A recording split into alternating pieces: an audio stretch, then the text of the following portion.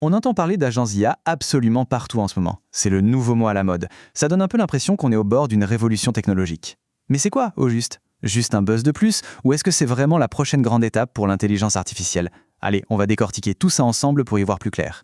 Si le concept vous paraît encore un peu flou, pas de panique, c'est tout à fait normal. L'objectif ici, c'est justement de mettre les choses au clair. On va voir ce que sont les agents IA, comment ils fonctionnent et surtout, quel pourrait être leur impact bien concret dans nos vies. Alors, voilà le programme. On va commencer en douceur avec les bases, puis on va décortiquer un agent pour voir ce qu'il a dans le ventre. Après ça, on verra comment on en construit un, comment s'en servir intelligemment et surtout sans risque. Et pour finir, on se projettera un peu dans le futur. Bon, c'est parti, on plonge dans le vif du sujet. Pour vraiment piger ce qu'est un agent, en fait, le plus simple, c'est de regarder les différents niveaux d'interaction qu'on a avec l'IA. On va partir de ce qu'on connaît déjà tous. Ok, niveau 1, les prompts. C'est du classique, comme sur ChatGPT, on pose une question, on a une réponse. Simple. Niveau 2, on monte d'un cran. Les automatisations.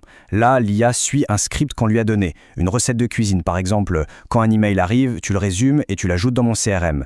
Et enfin, le fameux niveau 3, les agents. Et là, attention, l'IA ne fait plus que suivre, elle décide. Et c'est là toute la différence. C'est le point de bascule. Dans une automatisation, c'est l'humain qui reste aux commandes, qui a tout défini à l'avance. Avec un agent, on délègue le pouvoir de décision à l'IA. Ce n'est plus juste un outil qui exécute bêtement. Ça devient un partenaire qui peut prendre des initiatives pour arriver à un but qu'on lui a fixé. Et ce changement, il est fondamental. Ok, maintenant qu'on a bien compris la différence, regardons un peu ce qu'il y a sous le capot. De quoi est fait un agent IA ? En gros, il y a 3 ingrédients clés qui lui permettent de penser, d'agir et de respecter les règles. Le premier ingrédient, c'est le cerveau, le LLM. Pensez à des noms comme GPT-4, Claude, Gemini. C'est la partie de l'agent qui réfléchit, qui analyse la situation et qui se dit « Ok, vu la situation, voilà la meilleure chose à faire maintenant ». Ensuite, il lui faut des mains. Ce sont les outils. Parce qu'un cerveau tout seul, ça ne fait pas grand-chose. Les outils, c'est ce qui permet à l'agent d'agir concrètement. Aller lire des emails, créer un événement dans Google Agenda, chercher une info sur le web, bref, interagir avec le monde numérique. Et enfin, on arrive à l'élément peut-être le plus crucial de tous, le manuel d'utilisation. Ce sont les instructions qu'on lui donne. C'est notre manière de lui dire « voilà les règles du jeu, voilà comment tu dois te comporter ». Et plus ces instructions sont claires et détaillées, plus l'agent prendra de bonnes décisions. Donc si on résume, c'est simple. Il y a un cerveau pour penser, des outils pour agir et des instructions pour le guider. C'est vraiment l'assemblage de ces 3 briques qui donne vie à un agent IA. Allez, on passe à la pratique. Comment est-ce que tout ça s'articule concrètement pour créer un agent qui fonctionne ?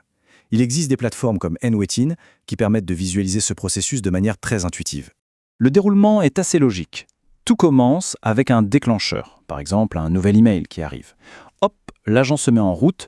Le LLM, le cerveau, analyse le contenu de l'email. Ensuite, il choisit les bons outils, en suivant bien sûr les instructions qu'on lui a données, pour au final produire un résultat. Ça peut être un brief complet de la réunion mentionnée dans l'email. Là, il y a une innovation qui pourrait bien tout changer, le MCP pour Model Context Protocol. Et cette analogie avec l'USB-C, elle est juste parfaite. L'idée du MCP, c'est de créer un standard pour que toutes les IA et tous les outils puissent se parler facilement, sans avoir à créer des adaptateurs sur mesure à chaque fois. Un autre concept super important, c'est le RAG.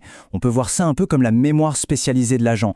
Au lieu de se fier uniquement à sa culture générale, l'agent peut, grâce au RAG, aller piocher des infos dans une base de données privée, nos propres documents, nos notes, pour donner des réponses bien plus pertinentes et personnalisées. La différence peut sembler subtile, mais elle est énorme. Un outil standard, il est simple, il exécute un ordre précis, comme « va me chercher cette note-là ». Le RAG, c'est un explorateur. On ne lui dit pas où chercher, on lui dit « va fouiller dans toute cette base de connaissances et trouve-moi l'information la plus pertinente pour répondre à cette question ». C'est beaucoup plus puissant. Bon, tout ça est très impressionnant, c'est clair. Mais ça soulève une question essentielle, celle de la sécurité. Laisser une IA prendre des décisions toute seule, ça peut faire un peu peur. Et c'est là que l'intervention humaine devient absolument indispensable. Et voilà le point absolument central. L'idée, ce n'est pas de créer des remplaçants autonomes, mais des collaborateurs. Et pour ça, il y a une approche qui s'appelle l'humain dans la boucle. Le principe est simple, on insère une étape de validation humaine juste avant une action importante. L'agent propose, l'humain dispose. Il devient un super assistant et c'est nous qui donnons le feu vert final. La question, c'est donc de savoir quoi leur déléguer. Pour les tâches feu vert, c'est parfait, tout ce qui est répétitif, comme de la création de contenu, de l'aide au code ou de la recherche avancée avec le RAG. Par contre, il y a des tâches feu jaune, où il faut être prudent. Envoyer un email à des milliers de personnes sans vérifier ou réserver des vols. Là, une erreur peut avoir de lourdes conséquences. Tout est une question de bon sens. Finalement, en mettant tout ça bout à bout, on voit se dessiner un futur assez clair. Un futur où les agents IA ne sont pas des boîtes noires autonomes et incontrôlables, mais plutôt des collègues surpuissants, bien intégrés à nos méthodes de travail. Et ce qu'il faut se dire, c'est avec ces quelques concepts en tête, LLM, outils, instructions, RAG et l'humain dans la boucle, eh bien on en sait déjà plus que 95% des gens qui parlent des agents IA. Ce sont vraiment les piliers de tout le système. Et voilà la conclusion la plus importante, le vrai secret. Le but du jeu, ce n'est pas de tout lâcher et de laisser l'IA faire, c'est de trouver le bon équilibre. On leur délègue les tâches lourdes et fastidieuses pour qu'on puisse, de notre côté, se concentrer sur ce qui compte vraiment, la stratégie, la créativité et la décision finale. Et ça nous laisse avec une question assez fascinante pour la suite.